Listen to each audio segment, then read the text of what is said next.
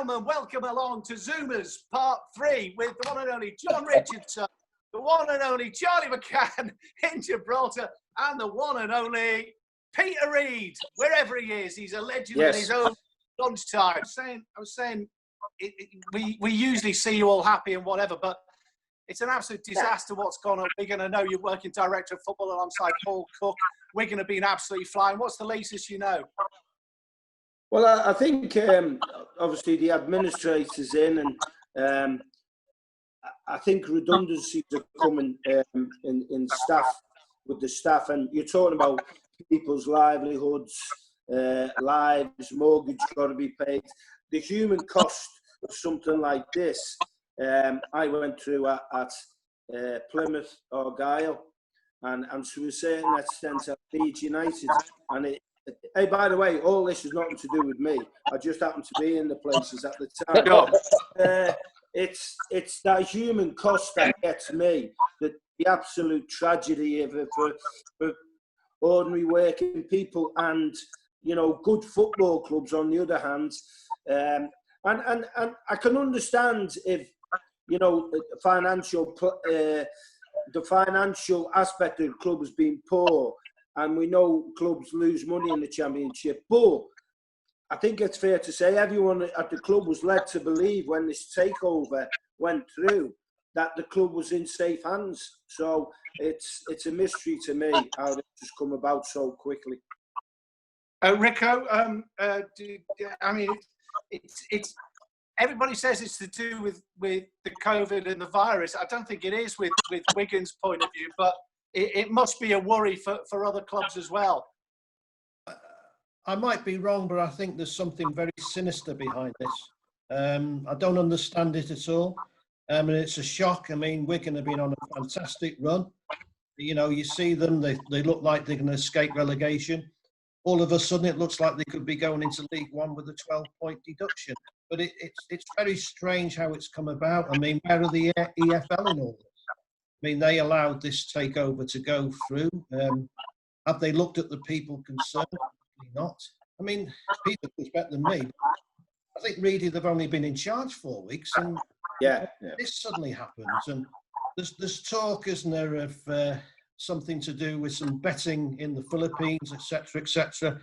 I think an inquiry is needed into this because this is a shock to the system. It's a shock to football. It's a shock to the people of Wigan. And as Reedy says, it's affecting people's livelihoods. And this is so wrong. And it's the timing of it is crazy for me. And I think, John, I think brilliant reporters like yourself, Charlie, or any guys in that industry, I think you should have a look at. I mean, we've seen the David Comp piece in the Guardian. I think you should have a look at this honestly, because I think the power of the press is vital for football clubs, and especially in this case, because I agree with you. Something doesn't smell right. No. Okay, guys. We need to have a look at it. We do need. Well, football needs to have a look at it. Yes. We'll talk, and I'm sure that's a story that we'll run and run. Charlie, good to see you. I know you've moved this week. How was the move, and what was your take on Manchester City and Liverpool last night? I bet there was a little wry smile on your face, wasn't there? No, there wasn't really. No, I put my money where my mouth is for next season. I thought 7-4 for Liverpool to win the Premier League next year was daft in what is, I think, a match. I think Manchester United will finish third. I think the rest haven't got a cat and hell's chance. And with that in mind, I did think the first goal was absolutely vital when Salah hit the post, etc. I thought Liverpool were every bit as good. Yes, once the first goal came in, Manchester City grew in confidence. One thing I would say as well, early in the season, I put up a piece and I said Foden should be not in the England squad for Euro 2020. He should start in the England team.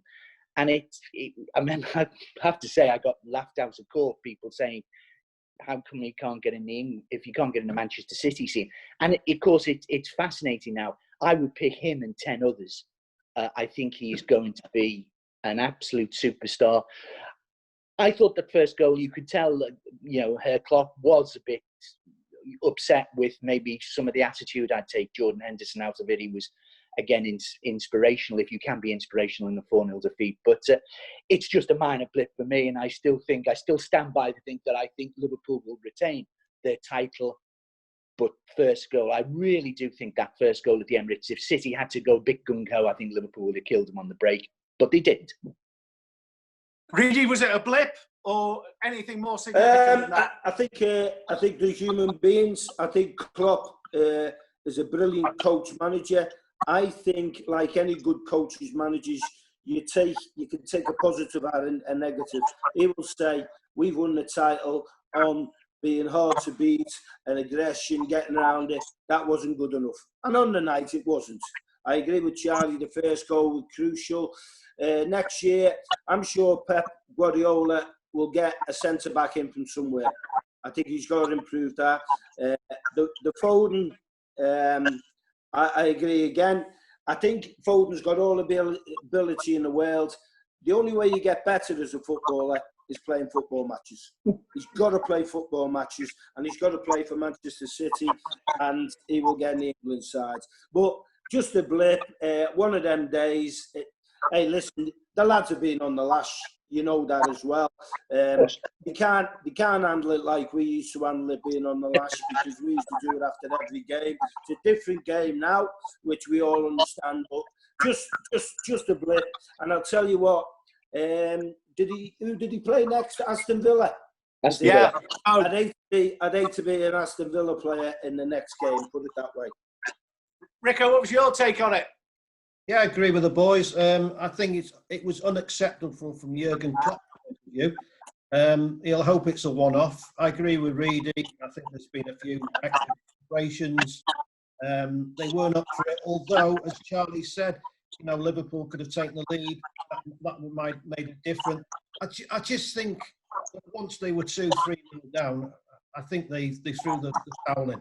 They weren't that bothered. But Jurgen was fuming on the touchline. We saw that in his match interviews. He won't let it happen again. Yes, they're the champions and nobody can take that away from them. But that was embarrassing last night at times, and he won't want that to happen again. But yeah, boys, it's just a blip. Jurgen will make sure it's a blip. I think Jurgen, Shrevesy got the brunt of it, and Shrevesy was asking valid questions. But I think that was a message to the players as well. In the modern day football, and we all know the social media, we're talking for a video link now.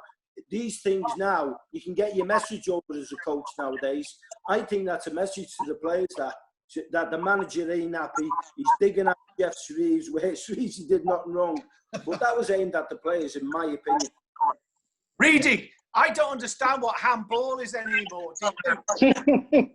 The what? I don't understand what handball is anymore, because when I was a kid... Oh, don't even go there. Hey, keep me out of this. Keep me out of it. No, come on. I mean, it's ridiculous. No, it's absolute I'll tell you what I want to ask. Who are the imbeciles who dreamt up this law? That's what it is. On the VAR, the referee has got to do it. So don't blame VAR. Don't blame the referee. Blame imbeciles who is it? Who makes these laws up? It's an absolute. Oh, I was going to swear there. It's an absolute. You're allowed to. It's a joke. Unbelievable. Don't even go there. Oh, Can I ask you the question, Richo? Charlie, who sits on these committees who drew up these laws? It's the international lawmakers. People like, I think David Ellery is one of them. Yeah. Former referee. I mean, hopefully it will be changed in the summer. Is there any players? Is there any ex-footballers on it? I don't think so, Reedy. You won't be surprised at that, will you? No, you won't be. No. Hopefully the law will be changed, because it's causing so many problems, not just in this country, but every country. Yeah. I mean, you feel sorry for the as Jose Mourinho said, the on-field referee is not the referee anymore. He's just some clown who's in Stockley Bridge, who it's impossible. It's killing football. It's absolutely killing the game. Stockley Bridge, some kind of northeast kind of place, as opposed to Stockley Park, is it? Oh, so I'm thinking of Stockton. Really knows that area. Hey, Richo, There's a nightclub there. Hey, Richo, don't you go for a driving test? Barnard Castle. Hey, listen, I want to speak to well, dear to your hearts, to two of you, first of all. Charlie, Everton, are there any shoots of recovery? Are there any signs? Did you like the win over Leicester? Again, I thought first goal and that first half performance, and then were they holding on a bit? I think what's maybe more significant is Leicester City and how they are stumbling at present. I think they play, I think Palace, that is a massive game for them. I think on Saturday or Sunday, I think that's a massive game. They've got to get the 3 points when you think, well, they haven't won since. We have, I think, a nucleus of a good team. I still don't think we can control the ball, play as well as we can. It's not as if we've got Stephen Sheedy, Bracewell and Reid in midfield. Don't get carried away. No, please. I'd like to see more of Anthony Gordon. I think the front two, I think Calvert-Lewin is a bit old-fashioned 4-4-2. I don't know. I think massive Mason Holgate fan. Again, inches in this. Can you imagine if Jordan Pickford had cocked that up? I don't remember it when it, what would we be saying now about the game? As it turned out, that VAR, to me, Lucas Moura's was the worst I've seen, without by some way, actually. But yes, of course, the shoots of recovery, and you'd like to think that Everton, a manager, Ancelotti, are more interested in what we do in the summer, how we acquire. And Rob, I've spoken again, how do we get some of those massive wage earners who aren't good enough to play for us, and on over £100,000 a week, how do we get them off the wage bill so that we can balance the books? But yes, due to recovery. I agree. You know what impressed me? It's we hung on, and you've got to have a basis to start with. And Ancelotti, who I've spoken to, I'm very impressed, has got that, and he's got the respect. And like you say, you're not going to do it overnight. You just like the attitude where you're hard to beat. Even the Derby game, which I fell asleep 3 times, but we made it hard to beat. And you've got to have a start somewhere. And maybe you get a little bit of luck. But knowing Ancelotti, knows contacts, I agree with Charlie, we've got to get a better standard of player in. But you can't do it overnight. I think there are shoots of recovery. And that's all you can ask at this moment in time. Really? Have you spoken to Ancelotti? Do you know him? I've spoken to him once or twice while I've been here. When I was Stoke assistant, he was at Chelsea when in the office with the late, great, sadly missed Ray Wilkins. And his manner, his overall demeanour, the way he conducted himself and his knowledge, just having a chat, I was very, very impressed with. And all the reports coming out of Finch Farm and Goodison confirms them views. Does he serve a decent bottle of red? By the way, outstanding. And if you get onto that, don't get onto red wine, Italian with Amarone and all that, because I'll be here all day. In fact, is it past 12 o'clock, yeah? Rico, what about your boys? We talked about Steve Bruce. I'm claiming, I've shouted out, what's he gone now? I'm claiming Steve Bruce, manager. Rico! Rico! Yarm. Sorry, Rob. Don't worry, mate. Right. Rico, what about Brucey? Brucey's on fire. He's manager of the year, isn't he now? Well, while those boys were watching Everton, I was watching Newcastle pummel Bournemouth. I felt sorry for Eddie Howe, by the way, but no, Brucey's done a great job, absolutely fantastic job. Nobody could have done it better. He went in there with the fans against him. Slowly but surely, he's won a lot of them over. The football's been better apart from that first half against Man City when he set the team up in style without the Rafa result. He's done a great job. He deserves to carry on. and he couldn't have done any more. And they're starting, you know, they're good to watch. Got some exciting players. You know, same time as. Go on.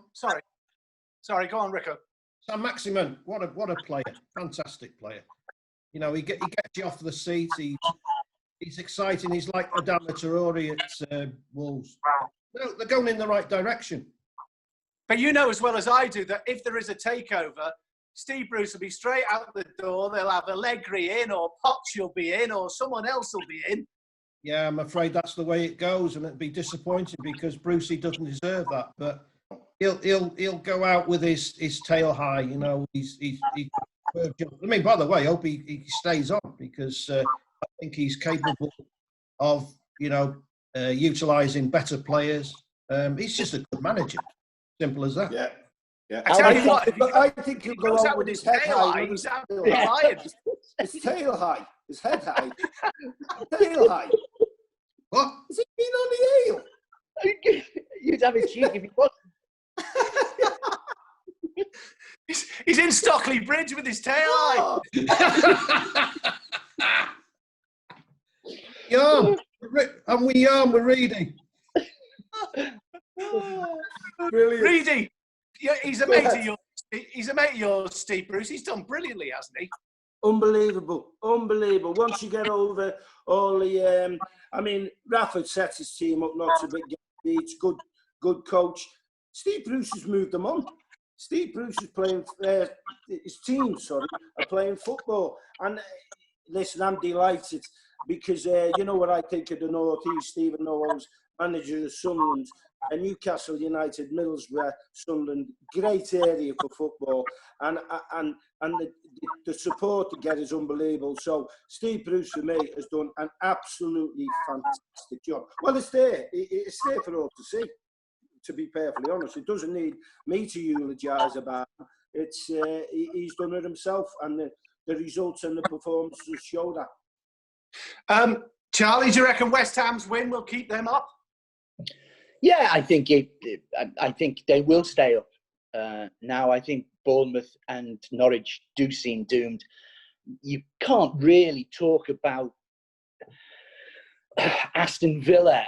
You know, have they really come up with the goods since? No. You know, I think there was 3 shots on goal in the whole of the Aston Villa versus Wolves game. You know, they're not scoring enough goals. They don't look like scoring enough goals. McGinn hasn't come back and fired. Too much emphasis on Grealish. I do think that the bottom 3 now picks itself, I'm afraid. Eddie Howe, there were at times when I've got to be honest, I thought, you know, he deserved a crack at a good job. Maybe the skeptics at the time were correct. You know, it's you know, and to concede that, you know, that, you know, to be well beaten and they're getting well beaten by teams in and around them, disappointing. But no, I think now Norwich, Bournemouth and Aston Villa will be relegated and West Ham stay up. That was a big result. Rico, I mean, we chatted in the week. You actually fear for Eddie Howe's job, don't you? Well, I don't think he'd be sacked. I just fear for Eddie Howe himself. I thought he looked ill. You know, he looked really ill, on the sidelines there. I think it's consumed him. I think the whole job has consumed him. You know, he'll feel personally responsible for this. You know, for me, he's still a top manager. I just fear that, you know, I fear for his health. He does look ill, and I think it would be a good thing to bring him out the firing line.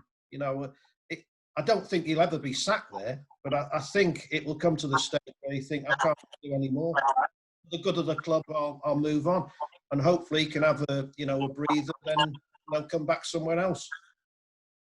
Reedy, in situations under pressure as a manager, what does it do to you? What's Eddie Howe going through? He looks on the sidelines like he doesn't know what to do next.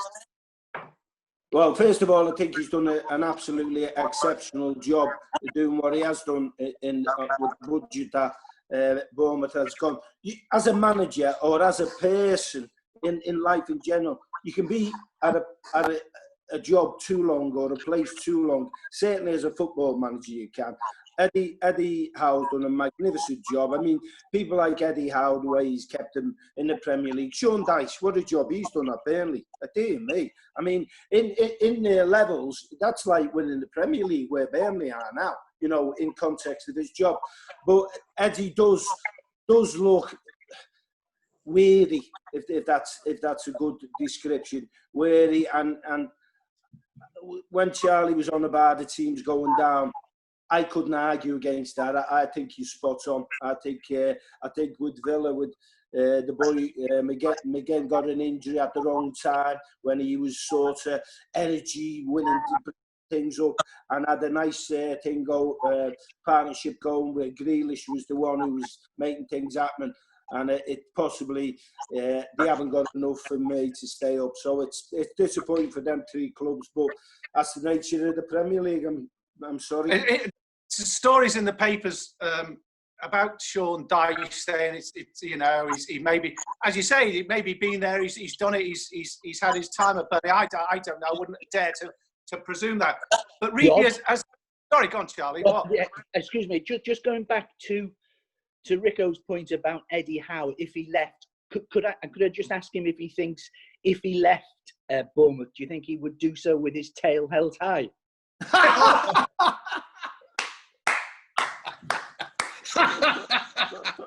Charlie, I used to like you.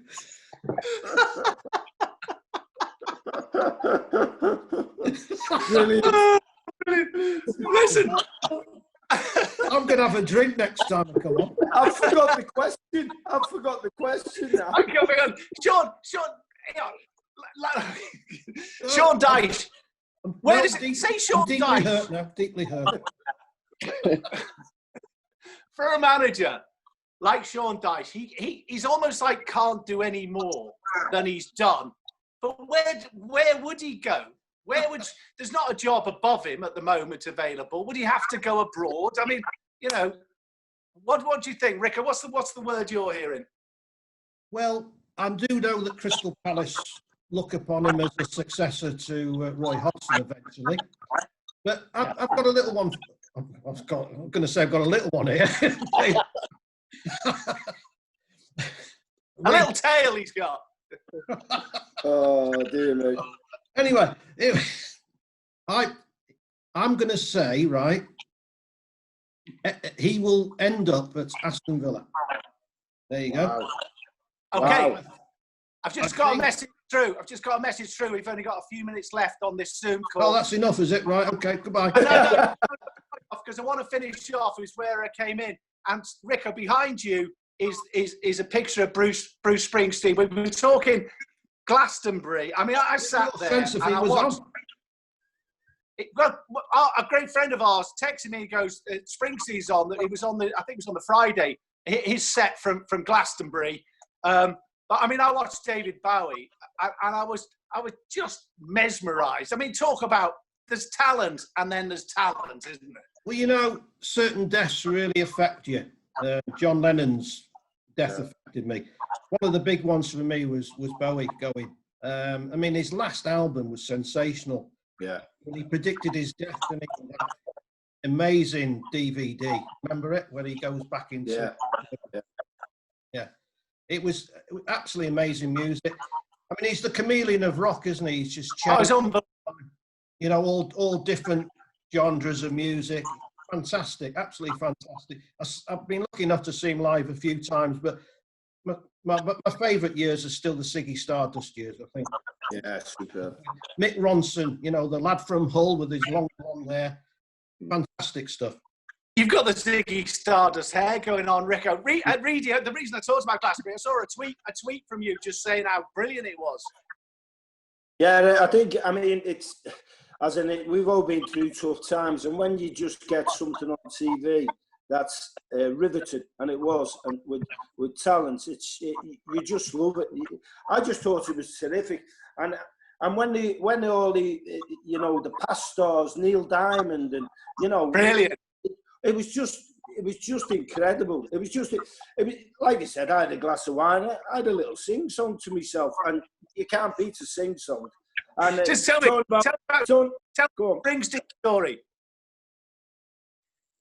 Oh, Nick Skelton. I was doing Question of Sport with Nick Skelton, and I was singing I'm on fire, hey little girl, is there? And he said, do you like the boss? I said, do I like the boss? I said, he's God. And Clarence Clevens was about then, the sax player. I said, oh, he said, oh yeah, I'd have a look at my phone. He had all the pictures of him on his private jet.